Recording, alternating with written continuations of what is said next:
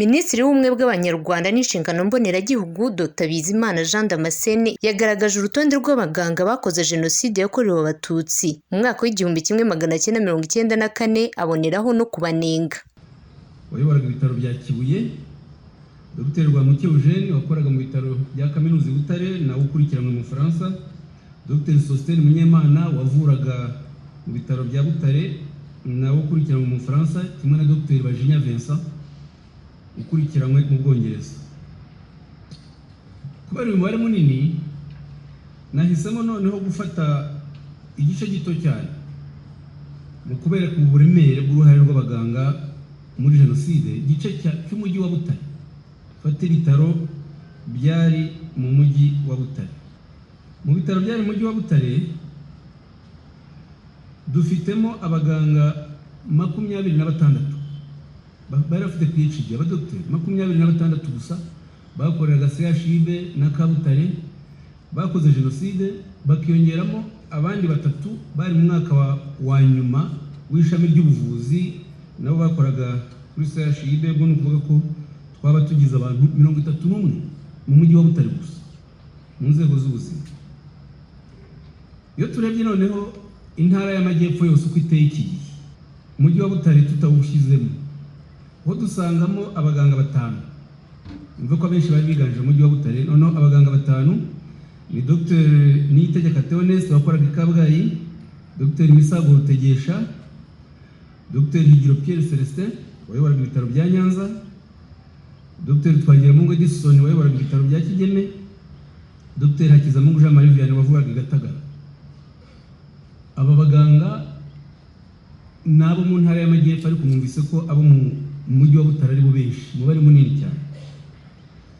Iyo noneho tugiye mu gihugu hose tukareba iyo ntara y'Amajyepfo, mwumvise ko intara y'Amajyepfo rwose navuga ko yaciye agahigo mu kugira uruhare rw'abaganga n'abakozi n'abaforomo mu nzego z'ubuzima bijanditse muri Jenoside. Tuje mu mujyi wa Kigali. Mu mujyi wa Kigali no kuvuga ibitaro bya CHUK, Kanombe na Faisal. Nubwo nashakishije abaganga baba bararokoye Abatutsi muri Jenoside narababuze.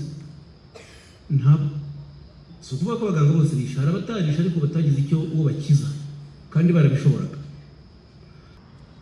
Umwe mu bahoze ari abakozi ba RBC wanarokotse Jenoside yakorewe Abatutsi, Alexia Mukamazimpaka, yatanze ubuhamya avuga ko nubwo Jenoside yabaye ariko kandi harimo abantu bari mu bahigwa bababaye hafi, bityo bakwiye kubashimira.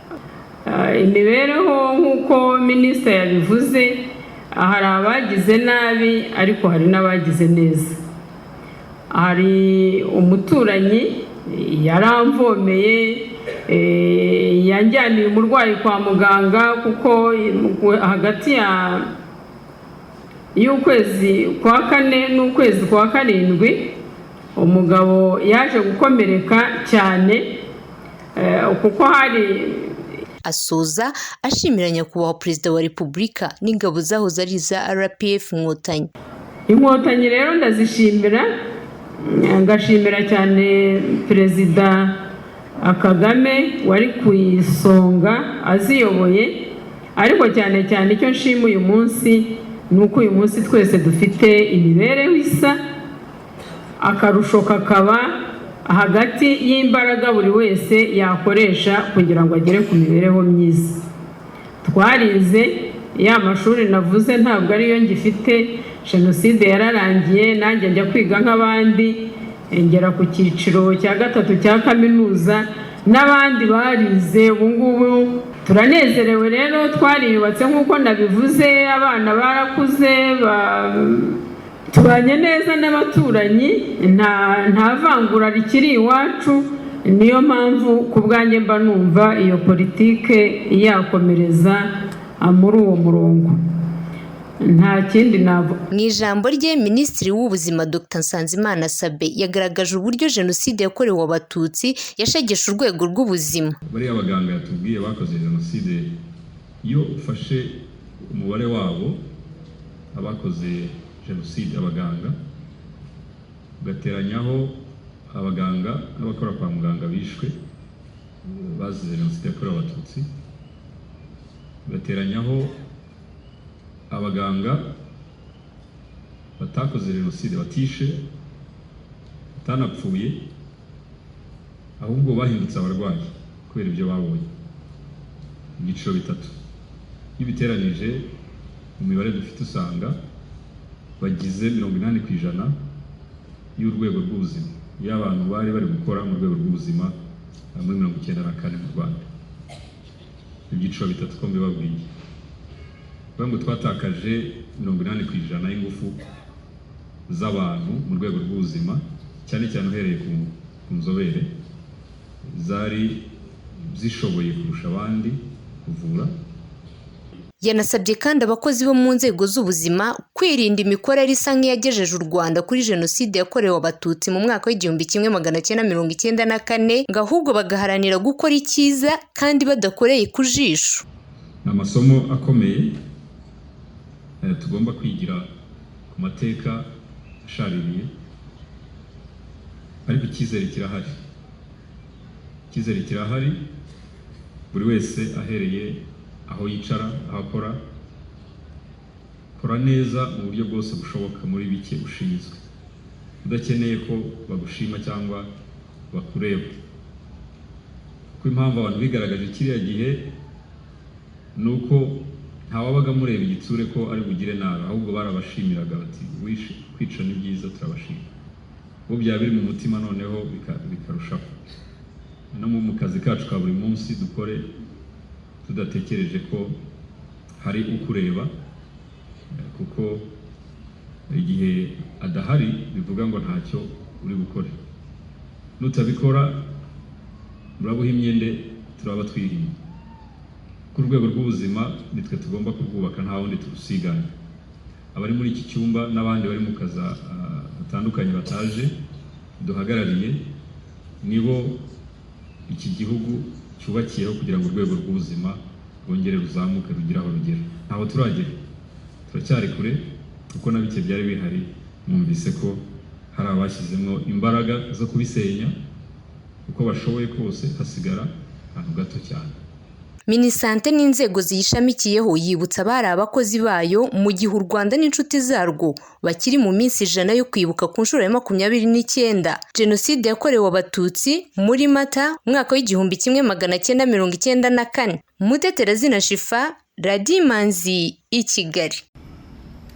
Mu Rwanda muri 1994 mu gihugu hose dufite umubare munini w'abaganga bahamwe n'icyaha cya jenoside, ndavuga abagihamijwe n'inkiko.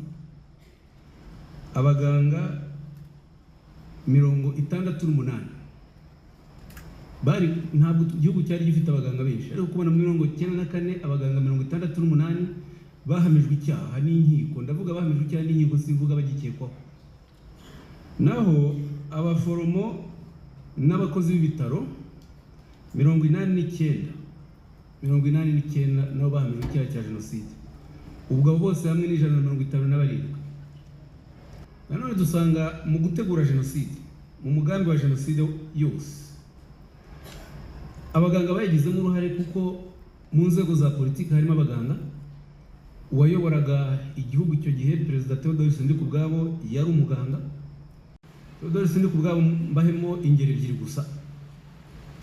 Ku itariki 18 Mata 1994 yagiye muri prefecture ya Butare agiye gutangiza jenoside. Abanza muri komine yitwaga Nyakizu, ubu ni mu karere ka Nyaruguru, hari hagana Icyahinda.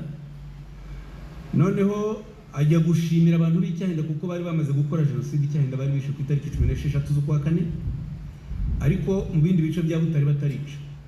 Noneho rero dore icyo yababwiye nka Perezida wa Repubulika, kandi Perezida wa Repubulika umuganga wize kuvura. Ati baturage ba Nyakizu, ni ubwa mbere mubona uruzinduko rw'umukuru w'igihugu cy'u Rwanda. Naje kubashyigikira no kubashimira ibikorwa byanyu muri ibi bihe bikomeye. Nintaha ndaboherereza abantu bo kubafasha gukomeza aka kazi murimo, kandi ndaza kureba nuko nabagenera igihembo mukore nko muri 59. Nahisemo gufata urugero rwumvikana. Iyo tuvuga gushishikariza gukora jenoside, umve Perezida wa Repubulika kandi n'umuganga agiye ahantu bakoze jenoside, ati nazanywe n'ibintu bibiri. Icya mbere kubashimira kuba mwakoze jenoside kandi no kubashishikariza kuyikomeza. Ariko icya kabiri, n'ababikora bakomeza kwica ndabahemba ndabagenera igihembo.